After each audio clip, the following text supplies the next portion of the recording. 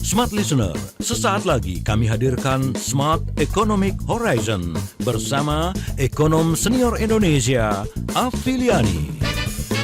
Luaskan cakrawala informasi pengetahuan Anda seputar dunia ekonomi, keuangan, dan perbankan di Indonesia. Mari dukung pertumbuhan ekonomi Indonesia. Selamat mengikuti. Sebagaimana diketahui, industri kopi di Indonesia selama 10 tahun terakhir, Smart Listener, terus mengalami pertumbuhan yang cukup signifikan, menggembirakan. Kita lihat ada berbagai outlet yang muncul di kota, di desa, begitu ya. Kita melihat bahwa kopi menjadi begitu terkenal, menjadi famous, menjadi tujuan untuk siapapun ya datang duduk menikmati kopi di sana. Nah, kemeriahan kafe-kafe yang ada di sekitar kita, apakah diikuti juga dengan kesejahteraan para petani kopi? Selamat sore, Smart Listener dan juga sahabat yang bergabung. Tren kopi 2023 akankah bisa mendongkrak pertumbuhan ekonomi Indonesia? Di kesempatan sore hari ini, saya sudah bersama-sama tentunya dengan Bu Afiliani, ya, narasumber kesayangan kita di Smart Economic Horizon. Selamat sore, Bu Afi. Sore, Mbak Ola. Sehat ya, Bu? Alhamdulillah. Alhamdulillah ya. Oke, kemudian juga hadir bersama dengan kita ada Mas Agung Permana. Beliau adalah founder dari Seucap Kopi. Selamat sore, Mas Agung. Selamat sore, Mbak Ola. Selamat sore. Baik. Sehat ya, Mas Agung ya? Sehat, Mbak Ola. Terima kasih sudah bergabung sore hari ini ya. Baik, Bu Afi, ini pertanyaan titipan dulu katanya dari pendengar. Bu Afi itu suka ngopi nggak sih? Suka dong. Suka ya? Oke. Ya, karena kopi itu menjadi salah satu kalau kita habis makan atau kalau kita pagi-pagi gitu itu selalu menjadi satu hal yang kalau nggak ada kopi itu rasanya kalau belum ngopi sehari itu rasanya ada yang hilang. Ada yang hilang gitu ya. Oke. Bu Afi, kalau melihat perkembangan Indonesia sebagai penghasil kopi yang tadinya tuh nomor 3, nomor 4 terus turun lagi gitu ya. Tapi kemudian juga harus diakui bahwa kopi menjadi salah satu penyumbang artinya penyumbang pendapatan negara gitu, dan kita lihat juga banyak nih ya kan, hilirnya itu juga semakin meriah sekali. Apa tanggapan awal dulu dari Bu Afi mengenai fenomena ini? Silakan Bu Afi. Ya. Jadi kalau soal kopi ini termasuk sebenarnya pangan ya, pangan di mana tidak hanya pangan pokok tapi sekarang itu orang sudah mulai menikmati di luar pangan pokok termasuk kopi ya. Dan kedua kalau kita lihat kan sekarang kopi ini sudah mendunia ya. Hanya memang brand itu sayangnya masih banyak menggunakan brand luar, tapi sebenarnya kopinya dari Indonesia. Nah, memang ada beberapa yang sudah mulai menggunakan brand dari Indonesia ya. Jadi itu kita menikmati keuntungannya yang cukup besar dibandingkan kalau brandnya itu dari luar. Karena brandnya itu jauh lebih mahal dibandingkan harga kopinya jadinya gitu. Nah ini sayang sekali ya. Nah jadi sebenarnya kopi ini demand di luar sendiri itu sangat besar. Domestik itu ternyata meningkat terus sekarang. Jadi kalau dulu itu bukan menjadi tren, kalau sekarang kopi itu jadi tren. Kalau dulu itu adalah minuman orang tua gitu ya, itu minum kopi. Kalau sekarang anak muda kalau nggak ngopi itu rasanya ada yang hilang dalam dirinya gitu. Jadi menurut saya pasar dunianya cukup besar untuk kopi gitu. Nah, tinggal memang bagaimana mengembangkan terus produk kopi tidak hanya sekedar jual kopi hitam, tapi kopi bisa sekarang tuh kopi walaupun hitam ada rasa stroberi, kopi hitam ada rasa gitu. Jadi ternyata kopi itu bisa dibuat rasa macam-macam juga gitu. Nah, itu menjadi satu inovasinya cukup luar biasa ya menurut saya. Itu Pak Ula. Oke, Bu Afi melihat ini sebagai inovasi begitu ya. Bu, kalau kita melihat tahun depan ini kan orang mengatakan ekonomi dunia resesi, tapi Indonesia kan ceritanya optimis nih Bu, ya kan, ekonominya bertumbuh tahun depan begitu. Kalau saya ya membayangkan kalau Indonesia tahun depan diprediksi tumbuh, berarti kan semua orang ini akan aktif gitu, akan banyak beraktivitas. Ibu melihat apakah kopi nantinya punya peran untuk ya ikut mendorong pertumbuhan ekonomi itu ya, juga Ya. membantu memberikan pencerahan kepada orang yang beraktivitas begitu, Bu Afif, gimana tanggapan Ibu? Jadi sebenarnya kalau kita lihat sektor pariwisata itu kan tumbuhnya luar biasa setelah pandemi itu mulai mereda ya. Dan itu bisa kita buktikan Bali sekarang sudah sebagian recovery, terus beberapa daerah-daerah pariwisata. Nah, pariwisata tuh identik dengan kopi gitu, karena mereka itu setiap daerah pariwisata itu selalu saja punya kafe-kafe yang identik dengan kopi di mana-mana tuh. Sepanjang kafe itu selalu ada, sepanjang jalan tuh ada kafe-kafe yang kopi gitu, dan selalu orang kita itu udah mulai lagi nongkrong sore ngopi, nongkrong pagi ngopi gitu ya. Jadi sejauh kita lihat di triwulan 2 dan 3 saat ini, pertumbuhan ekonomi itu didorong oleh konsumsi gitu. Oke, Sehingga oke. konsumsi itu salah satunya adalah pastinya adalah kopi.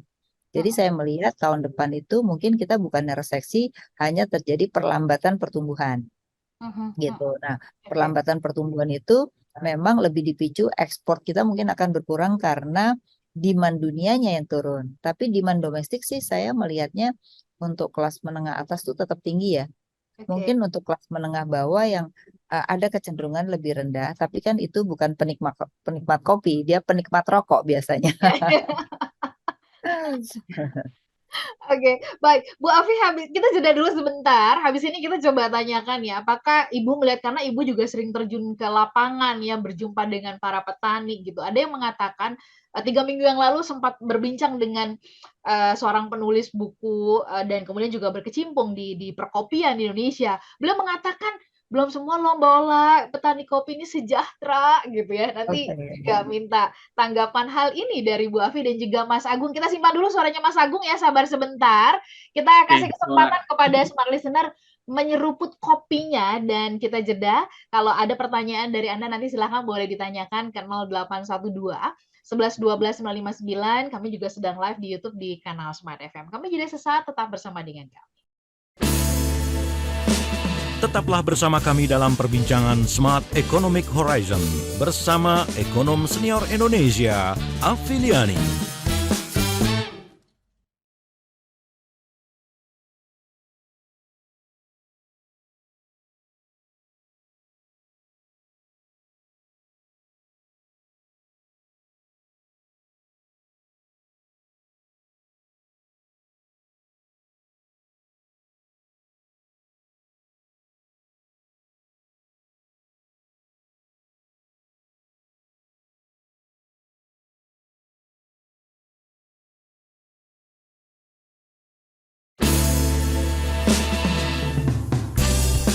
Kembali Anda ikuti Smart Economic Horizon bersama ekonom senior Indonesia, Afiliani. Smart listener dan juga sahabat yang bergabung, terima kasih. Kita sambung kembali obrolan di Smart Economic Horizon. Ini membuka cakrawala berpikir kita nih gitu ya. Jadi kalau saya peminum kopi tapi nggak cuma sekedar peminum kopi nih sekarang jadi tahu ya dari ujung ke ujung, hulu ke hilir gitu. Tren kopi tahun 2023, akankah ini mendorong pertumbuhan ekonomi Indonesia? Masih bersama dengan Bu Afiliani, kemudian juga masih bersama dengan founder dari Seucap Kopi, Mas Agung Parmana. Bu Afi, saya izin ke Mas Agung ya. Ya, ya. Baik. Mas Agung, tadi Bu Afi mengatakan gitu ya bahwa salah satu penyumbang pertumbuhan ekonomi kan adalah konsumsi, dan dengan banyaknya nih kafe-kafe, ini konsumsi kan jadi tinggi nih gitu ya. Ya.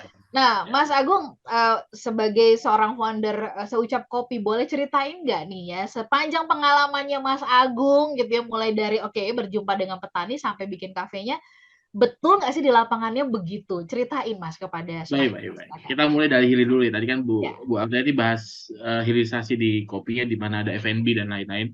ya. Betul, memang F&B kita demand-nya naik banget. Setiap tahun permintaan kopinya tinggi. Oke. Tapi tidak sama dengan di hulu. Di hulu produksi kopi kita semakin tahun semakin turun. Jadi itu yang menjadi PR kita bersama, gimana caranya produksi kopi kita di hulu sama dengan demand yang ada di hilir. Itu Mbak. Kalau sementara ini yang saya dapat, memang produksi di hulu makin tahun semakin turun. Ini terjadi karena memang harga kopi yang kadang lokal kita punya ini diambil oleh teman-teman kita murah, dan lain-lain, termasuk pendidikan untuk para petani kopi yang kurang. Contohnya kurangnya penyuluhan untuk petani kopi, gitu Mbak Ola. Oke. Nah, kemudian Mas Agung sendiri bersama dengan tim Desa Ucap Kopi, boleh ceritain sekelumit apa yang dilakukan untuk Oke, akhirnya memberikan Kak, sumbangsih di area ya, itu ya, gitu? kami Shop Kopi mulai menginisiasi memberikan pendidikan kepada petani kopi dimulai dari bagaimana mengecek tanah, butuh varietas apa benihnya yang baik agar maksimal untuk panen kopinya, sampai dipanen kopi, processing kopi hingga green bean. Dan kami sekarang saat ini mencoba untuk sampai bagaimana mendidik petani sensorik seperti halnya di hulu Hmm. sampai menjadi roasting bean. Jadi kami mencoba mendidik petani dimulai dari merubah mindset barang mentah, di Hmm. mana kebanyakan orang membeli kopi itu dengan green bean, barang mentah, berubah menjadi roasting bean. Jadi setiap gunung memiliki jenis kopinya masing-masing dengan kualitasnya masing-masing. Dan kami mengajarkan konsistensi. Jadi gimana caranya kopi itu harus konsisten rasanya. Karena problem utama Indonesia ini memang sulit diterima di masyarakat Ya. Eropa kopinya karena kurangnya konsistensi dan tidak ada berkelanjutan kopi. Jadi jumlahnya kadang naik, kadang turun. Hmm. Produksinya kadang naik, kadang turun. Kadang nggak ada produksi. Itulah problem utamanya. Gitu Oke. Mbak Ola. Oke, baik. Ini benar nggak sih? Nanti kita konfirmasi ke Bu Afi. Yang banyak yang mengatakan, ya kenapa petani kayak gitu nggak konsisten? Karena kurang modal. Pemerintah, bank-bank susah nih mau ngasih modalnya ke petani gitu ya. Bu Afi, itu benar nggak sih kondisinya di lapangan kayak gitu dari Ya, jadi perjumpaan Ibu ya selama ini turun ke Jadi lapangan gitu? ya betul. Jadi melihat gini, sebenarnya kalau kita basis pangan tuh demandnya meningkat terus. Bahkan penduduk dunia dari 7 miliar bisa jadi 9 miliar orang. Jadi sebenarnya nggak ada matinya. Nggak Tapi ada. problem kita di tingkat produksi ini produktivitasnya turun. Sebenarnya gitu ya. Satu, produktivitas turun. Yang kedua, memang bisnis modelnya harus dirubah. Bisnis model di Indonesia itu adalah ya petani masing-masing nanti ada pengumpul yang bagian beli terus baru jual lagi. Makanya tadi yang dikatakan kualitasnya bisa beda-beda. Hari ini bisa besar-besar, besok kecil-kecil gitu ya. Oke. Dan yang ketiga adalah harganya ini kan berfluktuasi. Nah, petani itu kan nggak punya kemampuan. Ketika harga jatuh, dia bisa rugi gitu. Makanya orang tidak tertarik lama-lama jadi petani. Nah, maka sebenarnya kita sudah mencoba untuk mengusulkan bisnis model baru ya, yaitu memberikan insentif pada off-taker. Jadi off-taker itu dikasih dikasih insentif agar mau membina. Karena apa yang tadi disampaikan Mas Permana, mensosialisasikan, memberikan pelajaran itu nggak akan bisa. Mereka itu hanya dengerin aja, tapi nggak bisa mengerjakan. Karena satu, Betul. economic of skill-nya kecil, ya yang pertama. Yang kedua, dia itu harus didampingi. Tidak bisa hanya diajarin aja, gitu ya. Karena saya sudah mencoba pada beberapa perusahaan yang punya pendampingan, itu sukses. Dan Oh, bahkan petaninya itu mereka udah bayar pajak karena Ya, penghasilannya jadi lebih tinggi ya. Karena mereka itu tadi ada yang pembelinya yaitu off-takernya. Yang kedua karena dia itu selalu didampingi, jadi dia nggak pernah nakal gitu. Pupuk yang harusnya 5 cm jadi 4 cm misalnya gitu. Nah ini oke. nggak benar-benar didampingi gitu. Jadi menurut saya nggak akan mungkin kita biarkan mereka sendiri yang namanya petani. Jadi harus dibentuk kelompok-kelompok, ya, kemudian ada off-takernya. Nah, betul. baru ditambah lagi insentif dari pemerintah supaya Pak off-taker tuh capek loh, gitu loh. Kenapa? Harus Ya, betul. menyediakan pendamping. Itu kan berarti harus bayarin orang, ya kan? Terus Mhm. kemudian dia harus jadi off-taker, membeli, ya kan? Nah, Ya, membeli kan kualitasnya harus sama, gitu. Coba kalau dia import kan lebih enak. Nah, makanya kompensasinya insentif dari pemerintah, entah itu pajak PPN-nya, gitu ya. Nah, kalau di negara-negara maju, sebenarnya hulu itu selalu disubsidi cukup besar. Jujur aja, nggak ada yang namanya hulu itu tidak disubsidi. Hanya di Indonesia yang namanya hulu itu dibiarkan masing-masing, ya kan? Oke. betul. Benar. Betul. Jadi memang sayang sekali menurut saya. Kenapa? Karena lahan kita banyak ya, kita bisa memproduktifkan lahan kita yang ada, tapi akhirnya karena tidak ada bisnis model yang baru, akhirnya tanahnya jadi apa? Jadi properti gitu. Mhm, oke. Betul. Pengaruh ke situ ya. Baik, Ya. Bu Afi, sebelum saya ke Mas, Agung lagi, menarik kalau tadi Bu Afi itu mengatakan soal adanya, perubahan bisnis model, harus ada pendampingan, membentuk Yes. kelompok-kelompok. Bu, cukup nggak sih kan kita lihat juga ya pemerintah kayak kemarin diberitakan, "Oh iya, mengapresiasi kerjasama dengan petani di Temanggung," gitu ya, dari lembaga ini gitu kan. Terus, di sini gitu. Menurut Ibu ini masih kayak, sporadis-sporadis nggak sih? Wadis. Nggak apa ya, Jadi nggak menyeluruh ya. gitu, Bu? Jadi intinya kalau menurut saya ini ada petani merpati, ada petani mandiri. Ya, petani Hmm. merpati itu paling banyak di Indonesia. Jadi kalau ada bantuan itu mereka datang. Tapi begitu Oh, bantuannya dia kabur gitu. Jadi tidak merpati istilahnya memperhatikan. ya. Betul. Jadi kalau Oke. di dalam ilmunya itu ada namanya moral hazard. Jadi orang itu akan memanfaatkan perilakunya itu karena ada sesuatu yang gratis. Karena dia nggak merasa harus tanggung jawab kan terhadap Iya, iya. sumbangan yang diberikan oleh pemerintah. Jadi saya tuh nggak setuju sebenarnya kalau pemerintah itu ngasih-ngasih bantuan. Karena itu akan membuat petani jadi merpati. Lebih bagus insentif saja gitu. Dengan insentif yang diberikan kepada off-taker itu akan take care si petani itu gitu. Jadi jangan langsung pada petaninya gitu. Mm-mm, mm-mm, Nah, mm-mm. jadi Oke. menurut saya tadi bisnis model memang kalau nggak dirubah, saya yakin ke depan kita justru bukannya mandiri pangan. Itu padahal kita punya potensi untuk ekspor pangan, Hmm. termasuk kopi. Gitu. Ya, ya. Lama-lama nanti karena dianggap tidak menghasilkan, dijual aja tanahnya jadi properti kayak Bu Afi bilang tadi ya. Benar banget ya. Tantangan itu jadi villa ya Bu Afi ya. Iya, bisa dibilang. Villa dan resort. Mas Agung tadi Bu Oke. Afi mengatakan gitu ya, berikan insentif kepada obstaker. Ada kelompok-kelompok yang dibentuk. Nah, bagaimana Mas Ya. Agung bersama dengan tim? Apakah juga serupa itu yang dilakukan untuk membantu para petani di mana aja? Begitu juga boleh diceritakan Mas Agung. Oke, Silahkan. kami pertama kali untuk datang ke petani itu memang 7 bulan, kita minta waktu 7 bulan untuk pelatihan dan pendampingan, termasuk penanaman kita dampingi, pemilihan lahan, pemilihan varietas juga kita dampingi. Kita menjelaskan bahwa sebenarnya harga kopi yang bentuknya green bean di luar tuh segini. Kita jelaskan karena mereka nggak tahu harga kopi yang mereka jual berapa, karena mereka rata jualnya cherry. Off-taker itu problem utamanya. Off-taker kadang ngambil cherry-nya, bukan green bean-nya. Itu Hmm. problem kita. Jadi harga cherry itu sekitar 3.000-4.000 rupiah per kilogram untuk Arabica dan Robusta sekitar 2.000 mungkin. Kalau lagi musim panen naik ke 7.000, 8.000, 9.000. Rata-rata off-taker, kita nggak bilang semuanya, mengambil kepada kopi itu bentuk cherry-nya. Kita mencoba mengenalkan bagaimana bentuk green bean, di mana green bean akan jauh lebih mahal. Green bean bisa, contohnya di Gayo, green bean bisa di harga saat ini 120.000. Wow, jauh sekali ya. Iya, jauh sekali dari harga cherry-nya. Cherry mungkin bisa di 11.000, 12.000, 15.000. Sedang kebanyakan teman-teman off-taker ngambilnya di cherry, karena mereka akan memprosesnya sendiri. Nah, ini yang saya bilang ketidakadilan untuk petani. Itu problem utamanya. Sebenarnya petani tidak perlu intensif pemerintah, tapi butuh moral dari kita sebagai pengusaha, moral dari kita sebagai manusia untuk memanusiakan mereka juga sebagai bagian dari keadilan.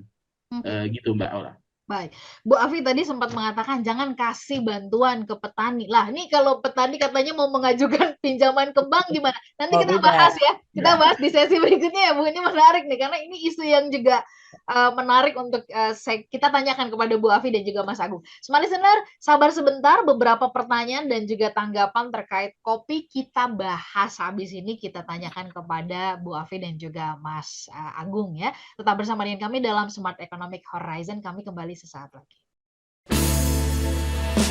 Tetaplah bersama kami dalam perbincangan Smart Economic Horizon bersama ekonom senior Indonesia, Afiliani.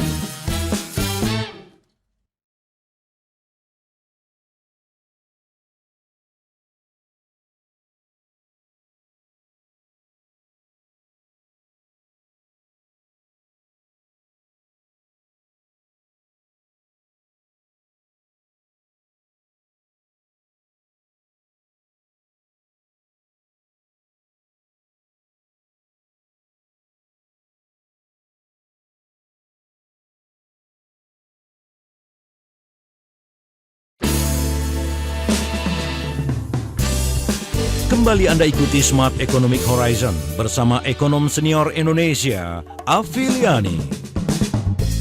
Smart Listener dan juga sahabat yang bergabung, terima kasih untuk Anda yang sore hari ini menyimak perbincangan kami. Saya mau menyapa dulu ada Pak Faris ini yang bertanya ya, bersama-sama kita dari Surabaya. Bu Afi nanya, apa kaitannya? Banyak yang mengatakan gitu ya, gara-gara perang Rusia Ukraina gitu ya, kopi juga jadi keimbas gitu ya. Makanya ya itulah diperbincangan orang-orang katanya di kafe seperti kayak gitu. Memang ada kaitannya antara Ukraina sama Rusia kan itu kan gandum gitu ya, kok jadi ikut-ikutan, kopi bisa bisa juga, terimbas begitu ya di tahun 2023. Bu Afi, apakah ada tanggapan tentang ini? Jadi sebenarnya gini kan itu sangat tergantung demand dan supply ya. Tadi dikatakan supply-nya sendiri juga sekarang sudah semakin menurun. Nah, sedangkan demand itu mulai naik. Baik itu demand domestik maupun demand dunia sebenarnya ya kan. Nah, kalau hubungannya dengan perang memang ada yang namanya supply shock ya, di mana terjadi gangguan supply dari satu negara ke negara lain ya. Ada yang karena transportasi, tapi juga ada yang negara mulai mengurangi ekspor pangannya karena mereka ingin mengamankan negaranya sendiri. Dan itu banyak terjadi ya. Malaysia misalnya mengurangi ekspor ayam karena mereka juga ingin mengamankan domestik pangannya gitu. Nah, jadi memang hal ini sangat tergantung pada kondisi supply shock. Jadi supply shock itu lebih pada itu tadi persoalan perangnya. Yang banyak tuh adalah migas dengan gandum sebenarnya Mbak. Di luar itu sih sejauh ini supply dan demand-nya masih masih apa ya, masih normal lah gitu. Ya, ya, oke.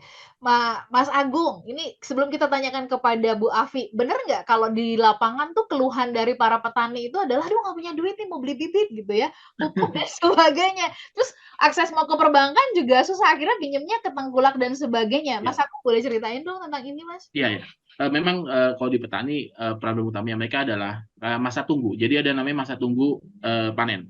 Biasanya petani kan nanam benih butuh waktu 2,5 tahun sampai 3 tahun Hmm, untuk panennya.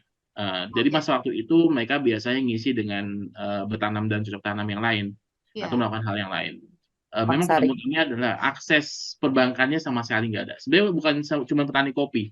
Iya, Untuk hampir sebagian besar petani, sama mereka tidak punya aset untuk mereka jadikan apa jaminan. jaminan, sulit untuk mengakses ke perbankan.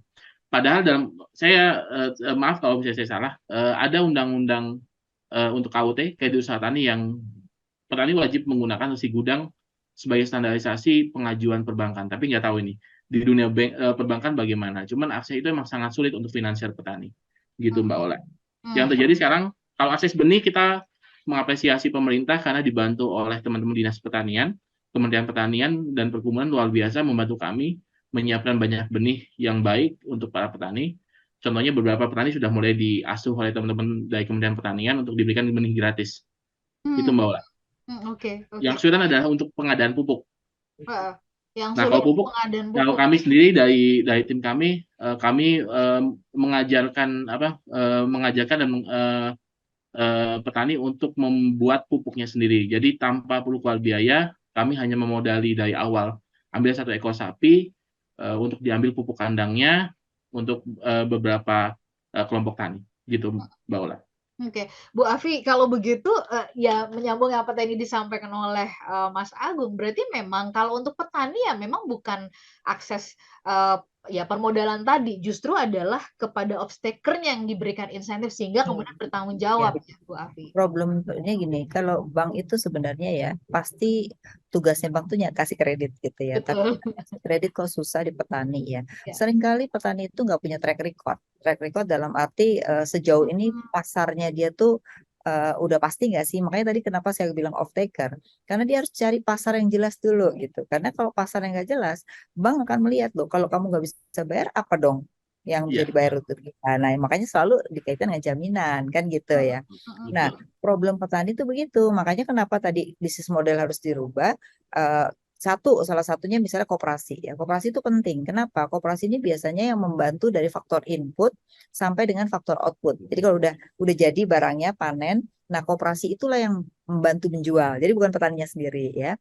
Kemudian ketika faktor input mereka harus beli-beli, nah lewat koperasi. Nah, jadi memang menurut saya fungsi koperasi yang selama ini sudah salah kaprah. Kebanyakan Betul. koperasi yang sekarang ada itu simpan pinjam. Padahal Oke. kalau kita lihat Pak Hatta dulu, maunya koperasi itu adalah untuk menjembatani petani. Ketika dia membutuhkan faktor input dan ketika dia harus menjual faktor output gitu. Kenapa? Karena tadi supaya skala ekonomi dari koperasi ini membantu dalam skala yang minimal. Jadi misal kalau jagung, minimal harus 2 hektar nih contoh aja gitu ya. Sehingga dengan 2 hektar itu baru dia bisa mencapai keuntungan. Nah, kalau di bawah itu break even aja belum tentu gitu. Nah, betul. jadi problem kenapa petani itu susah dapat kur ya. Kur itu kan disubsidi. Jadi bantuannya adalah Ya, bentuk subsidi gitu ya. Satu ya, karena tadi skala ekonomi ya. Yang kedua, bank tuh nggak dikasih bantuan kepada petani itu sama dengan pedagang ya. Buat bank kasih pedagang aja lebih gampang. ya, Ya kan, kalau pedagang itu kan bisa dihitung marginnya berapa. Kalau petani nggak bisa dihitung marginnya, kenapa? Harganya itu fluktuasi nggak ada yang pernah tahu. Harga besok itu naik apa turun kan gitu. Nah, sehingga akhirnya hampir 70% lebih kur itu larinya ke perdagangan. Nah, jadi ini juga harus dirubah oleh pemerintah. Kalau pertanian tuh subsidi boleh lebih besar gitu ya, supaya dia juga dapat margin. Nah, untuk perdagangan nggak usah dikasih gede-gede ininya apa subsidinya gitu. Subsidinya gitu ya. Nah, Oke. selama tidak dirubah model kreditnya dalam kur, menurut saya juga bank lebih senang makin tahun makin banyak ya ke perdagangan aja gitu. Tapi Perdagangan tidak terus. ya. merubah struktur dari perekonomian kita sendiri gitu. Ya, ya, ya. Ini serupa bukan hanya di petani, ini juga kepada pelaku UKM Nah, lah Ya. apa gitu ya Bu Afi ya. yang berbasis manufaktur atau berbasis nilai tambah. Oke. Kalau gitu ini sejalan nggak sih dengan semangatnya pemerintah yang katanya harus memperbaiki dari hulu ke hilir? Nanti kita jawab di sesi berikutnya ya Bu Afi ya. Smart Listener dan juga sahabat yang bergabung tetap bersama dengan kami dalam perbincangan Smart Economic Horizon di kesempatan sore hari ini. Tetaplah bersama kami dalam perbincangan Smart Economic Horizon bersama ekonom senior Indonesia, Afiliani.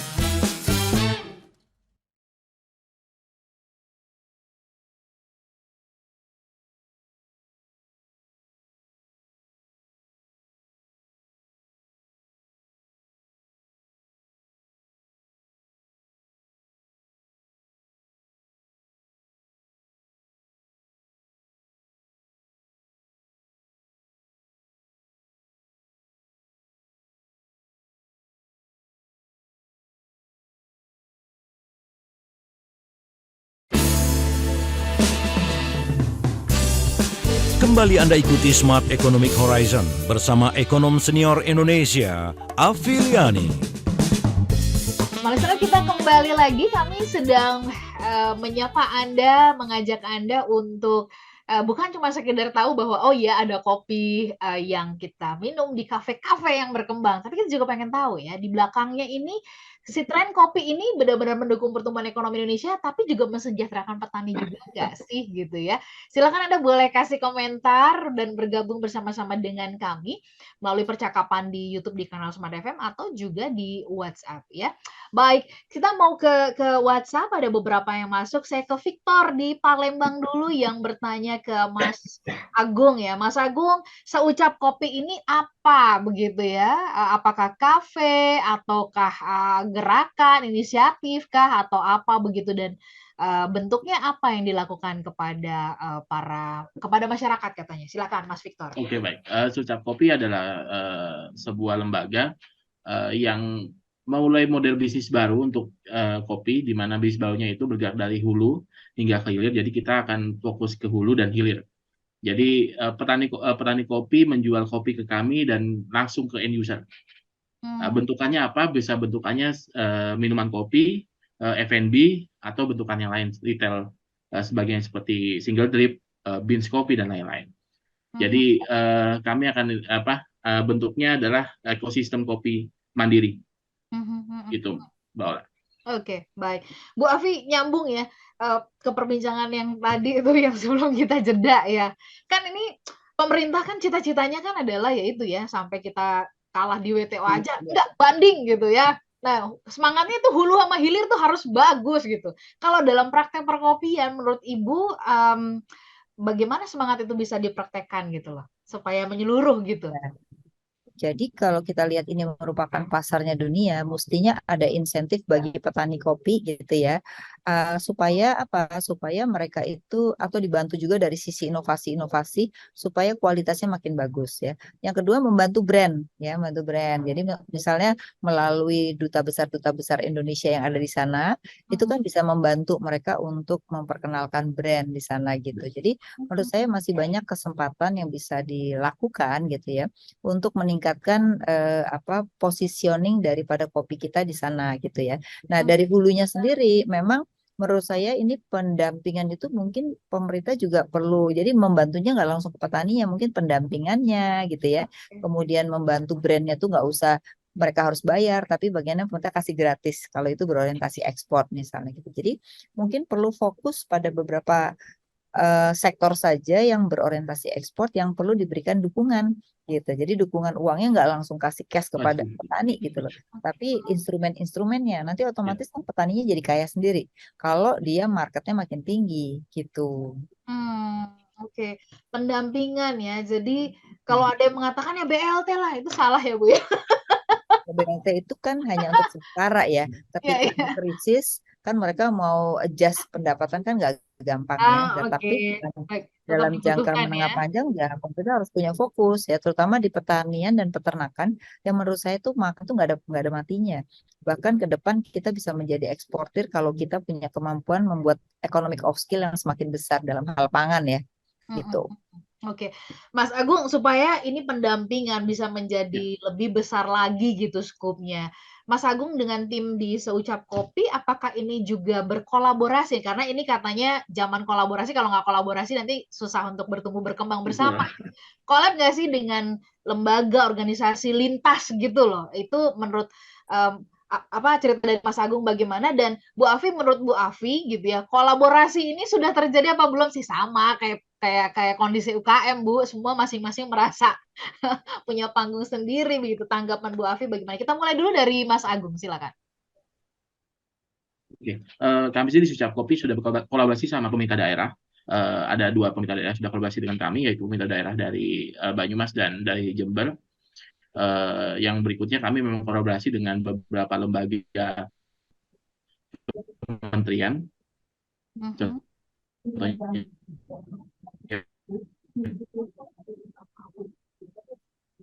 Oke, sambil menantikan Mas Agung untuk bisa kembali bergabung, Bu Afi melihat kolaborasi ini, menurut Ibu ini sudah smooth belum? Sudah maksimal belum? Kalau belum, Ya. apa yang mesti diperbaiki begitu? Ya, menurut saya dalam supply chain ya atau yang punya value added itu memang harus membentuk ekosistem. Nah, kita ini seringkali masing-masing sendiri gitu, tidak membentuk ekosistem. Jadi harusnya di era sekarang tuh bukannya era persaingan, tapi justru era kolaborasi, era berekosistem sehingga dapat keuntungan bersama. Tapi kalau kita bersaing gitu ya, satu dengan yang lain, yang ada korban dari kekalahan semua gitu karena banting-bantingan harga akhirnya mati juga. Nah, untuk pemerintah daerah tadi saya setuju dengan Pak Mas Agung tadi ya. Kenapa? Karena ternyata ada beberapa daerah itu yang membantu petaninya, Mbak. Di mana badan usaha milik daerah atau BUMD-nya itu yang membeli barang-barang petani, kemudian mereka yang kasih brand gitu ya, lalu mereka jualin. Jadi yang membantu menjualkan tidak hanya koperasi, tapi juga badan usaha milik daerah. Ya, saya lihat DKI Jakarta itu lakukan itu, kemudian Jawa Timur itu juga membantu petaninya, dan ada beberapa daerah sudah mulai juga kerjasama. Nah, menurut saya ini bagus banget gitu. Ini harus diikuti untuk produk-produk lain gitu. Oke, baik. Mas Agung sudah kembali bisa bersama-sama, Mas Agung? Masih di Masih maaf tadi terputus Mbak Ola internetnya. Oke, baik. Nah, Karena lagi di kebun kopi ya soalnya ya. ya begitu. Lagi di atas gunung, jadi mohon maaf Ya, ada. siap. Baik, Mas Agung menyambung tadi Bu Afi berkomentar itu akan baik kalau misalkan memang berkolaborasi dan membentuk sebuah ekosistem, termasuk apa yang tadi dilakukan oleh Mas Agung bekerja sama dengan BUMD begitu ya, pemerintah daerah. Nah, Betul. mungkin Ya. boleh dilanjutkan sharingnya Mas Agung. Oke, jadi beberapa daerah, pemerintah daerah membuat semacam litbang ya, lembaga penelitian dan litbang. Contohnya seperti di Jember punya litbang kopi sendiri, dan saat ini di Banyumas juga sedang membangun litbang kopi sendiri. Garut sudah mulai membangun, jadi daerah-daerah sudah mulai sadar bahwa setiap daerah yang punya ketinggian di atas 900 mdpl punya potensi untuk menghasilkan kopi. Itu yang sudah mulai muncul kesadarannya.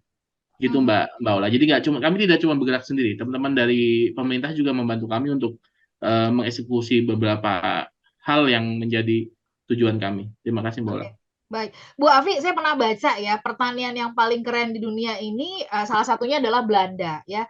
Salah satu kelebihan mereka adalah punya lead bank yang serius banget gitu ya untuk membangun pertanian mereka. Nah, Bu Afi melihat kalau di Indonesia bagaimana? Dan kalau industri kopi ya dari hulu sampai hilir pengen bagus, mendorong pertumbuhan ekonomi, sebesar apa fokus atau intens kepada penelitian itu perlu dilakukan, Bu Afi? Sebenarnya di perguruan tinggi seperti IPB atau perguruan tinggi lain itu banyak Mbak hasil riset. Sayang tidak ada yang mengindustrikan hasil riset itu gitu loh. Banyak kan industri-industri itu tinggal ambil dari luar, mengcopy gitu ya.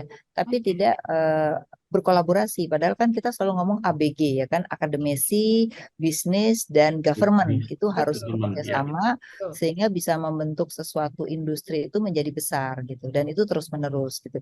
Jadi jangan beli, kan kebanyakan kita tuh mesin beli dari luar gitu ya. Nah, jadi akhirnya tidak memunculkan sebenarnya kebutuhan sesuai dengan kondisi yang ada di dalam negeri sendiri gitu. Jadi kalau ditanyakan lead bank itu ada nggak sih? Ada. Cuman nggak ada yang mau atau industri itu tidak mau menggunakan hasil lead bank itulah. Kalau menurut Ibu nggak mau menggunakannya apa? Ini kita tanya Mas Agung kenapa nggak mau pakai? Ya karena kami sendiri sudah kerjasama dengan sudah kerjasama guru besar di UGM. Almarhum Profesor Sri Widodo sebagai salah satu inisiator kami, pendamping kami. Jadi kami membuat plantation kebun kopi, inisiatif kebun kopi tersebut dengan riset yang sudah kami lakukan selama 12 tahun untuk pembangunan plantation kopi tersebut. Jadi memang akademisi saya ini keilmuan lebih penting untuk meningkatkan kualitas kopi dan konsistensi kopi kita di Indonesia. Tapi tidak perlu kemudian government juga penting juga untuk bagian dari pemerintah untuk memberikan kebijakan yang lebih baik ke depannya. Gitu Mbak Ola. Iya, jadi nggak bisa berdiri sendiri ya? Nggak bisa berdiri sendiri, betul. Baik, Bu Afi, supaya kemudian tadi tuh yang ABG yang Ibu bilang tuh ya, ini bisa menjadi segitiga pengaman istilahnya ya, untuk mendorong supaya kopi itu bisa jadi salah satu komoditas andalan. Ya sudah jadi andalan, tapi artinya ya porsinya dia bisa lebih besar. Apa saran Bu Afi? Ya, saat ini sih sebenarnya kalau tumbuhnya kafe-kafe itu sudah membuat demand tersendiri kan untuk kopi kan. Nah, tinggal bagaimana untuk produksinya ini juga harus dijaga. Jangan sampai nanti demand tinggi terus produksi mulai turun, nah akhirnya kita import lagi nanti gitu. Karena kan mau tidak mau yang namanya kafe-kafe udah terlanjur jualan kan, kalau nggak ada supply ya dia akhirnya import kan gitu ya. Nah, oleh karena itu mungkin harus ada kita nih harusnya punya pusat data apapun termasuk kopi. Jadi harus lihat tuh demand-nya gimana, produksinya gimana. Nah, apa yang mesti dilakukan pemerintah gitu. Jadi pemerintah sendiri mau ngasih insentif nggak tahu gitu loh apa yang mesti dikasih insentif. Nah, oleh karena itu asosiasi kopi harus mulai memberikan data-data dan mungkin kepada industrinya menyampaikan apa sih strategi yang harus dilakukan gitu loh. Karena saya juga melihat dulu orang suka nyala-nyalin pemerintah kok gini gitu. Ternyata pemerintah dapat masukan dari asosiasi. Jadi ya dia sendiri nggak tahu apa yang mesti diberikan kepada industri gitu Mbak. Jadi saya rasa asosiasi kopi itu harus berikan banyak masukan ya. Baik itu insentif pada tadi bisnis model baru gitu ya. Kemudian insentif pada pola-pola yang bisa dikerjasamakan dengan ekspor misalnya gitu. Jadi banyak sih untuk satu industri aja menurut saya bisa banyak hal yang bisa dilakukan. Gitu. Bu Afi, tahun 2023 disebut-sebut tahun meriah nih, tahun menuju tahun politik gitu ya. Nah, bagaimana nih para pelaku bisnis kopi ya dari hulu sampai hilirnya, dari petaninya yang kemudian sekarang ini bersama-sama dengan Mas Agung sedang membangun juga perkebunan-perkebunan kopi. Bagaimana kita bisa memanfaatkan peluang di 2023 kalau menurut Bu Afi? Ya, peluangnya sih banyak ya, karena tadi demand menurut saya nggak akan turun signifikan dan hanya perlambatan aja. Nah, tinggal bagaimana kreativitas daripada di kaum di hilir ya, karena kaum di hilir ini sangat menentukan kreativitasnya. Sedangkan di hulu kan sebenarnya udah bisa dilihat gitu ya kebutuhannya apa. Jadi ya menurut saya nggak usah khawatir, 2023 itu masih demand tuh nggak akan turun signifikan dan masih akan ada penikmat kopi, karena penikmat kopi itu sebenarnya saat ini lebih banyak kelas menengah atas dibandingkan kelas bawah. Kelas bawah juga ada sih, tetapi beda gitu, beda penikmatnya itu beda. Jadi selama kelas menengah atas itu masih berkonsumsi cukup besar ya kopi itu akan hidup. Gitu. Sentuhan apa yang kalau menurut Ibu bisa membangun engage nih si konsumen menengah atas tadi gitu dengan kopi supaya kemudian juga sekarang udah bagus sih, nggak perlu Udah bagus. diapa-apain juga. Ya. Mereka sudah kreatif kok, kafe-kafe itu udah kreatif, bahkan sekarang mereka belajar jadi barista. Sekarang ada akademi kopi ya, akademi kopi itu mengajarkan di bagaimana jadi barista. Jadi sekarang orang tuh banyak jadi barista, dan menurut saya tidak hanya di kafe-kafe, di rumah-rumah pun mereka sudah punya mesin kopi rata-rata gitu. Setidaknya ada tambahan cita-cita anak-anak, nggak jadi cuma YouTuber doang ya Bu Afi ya. Ada barista juga. Mas Agung, kepada masyarakat penikmat kopi nih, apa yang ingin disampaikan ya melalui seucap kopi, pesan dari para petani deh begitu. Paling tidak mengerti bagaimana kondisi petani saat ini. Jangan cuma hilirisasi yang ada, tapi coba memahami bagaimana keadaan di hulu. Jadi akademi kopi, barista, roasting, grading, dan lain-lain silakan. Ada banyak, makin banyak silakan. Tapi jangan lupa kalau bisa dibuat juga akademi petani. Tolong banyak lagi petani kopi. Karena sekarang saat ini 85% petani kopi umumnya di atas 55 tahun. Nanti setelah mereka nggak ada, siapa yang mau nanam kopi? Dan nextnya otomatis kopi kan udah pasti impor. Kalau misalnya generasi mereka sudah mulai habis, mulai nggak ada, makanya tolong generasi muda kita kalau bisa diajak untuk bagaimananya menciptakan petani kopi baru ke depannya. Gitu Mbak Ola. Oke, berarti ada peluang lahan pekerjaan baru ya. Mas Agung ya dan Bu Afi ya. Baik, kita tutup perjumpaan sore hari ini. Senang banget Bu Afi, Mas Agung sudah berkenan berbagi bersama kita. Horizon kita tentang kopi makin luas. Ini bukan cuma sekedar bicara tentang kafe yang semakin banyak, tetapi juga bentuk kepedulian kita ya untuk juga membangun nanti regenerasi petani kopi berikutnya. Bu Afi sehat-sehat senantiasa. Baik, kemudian ya Mas Agung juga terima kasih untuk sore hari ini. Terima kasih Mbak Ola, terima kasih Mbak Bu Afi. Baik. Dan semuanya sehat-sehat. Kami pamit ya. Sela Nurlija. Agung Permana. Liani. Mengucapkan terima kasih. Selamat sore dan sampai jumpa. Baru saja Anda ikuti Smart Economic Horizon bersama ekonom senior Indonesia, Afiliani. Mari dukung pertumbuhan ekonomi Indonesia. Terima kasih dan sampai jumpa.